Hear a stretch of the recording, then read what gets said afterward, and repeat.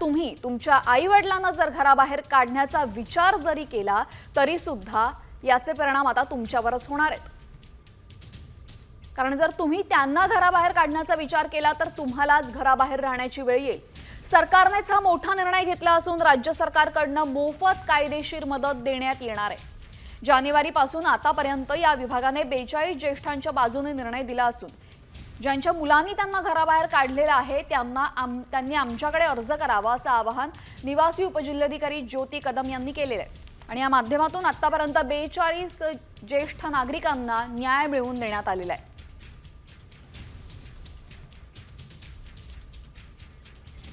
जे ज्येष्ठ नागरिक आहेत त्यांना मुलांनी घराच्या बाहेर काढलेलं आहे किंवा त्यांची काळजी घेत नाही, त्यांना जेवायला खायला प्यायला देत नाही, काही मेडिकलची सुविधा असेल तर त्यांना ती पुरवत नाही, तर अशा काही तक्रारी आमच्याकडे प्राप्त झाल्या तर या कायद्यान्वये आपण त्यांना दिलासा देऊ शकतो। जे मुलांनी घराच्या बाहेर काढलेलं आहे त्यांच्या आईवडिलांना, जे की त्यांच्या स्वतःच्या नावानं ते घर आहे, तरीही मुलांनी घराच्या बाहेर काढलं असेल तर आपण त्या मुलांना सांगू शकतो की एकतर तुम्हाला यांना घरात ठेवावं लागेल किंवा आपण अशाही पद्धतीने करू शकतो की त्या मुलांना त्यांच्या घरातून बाहेर काढून आई वडिलांना त्यांच्या घरामध्ये राहण्याचा हक्क देऊ शकतो।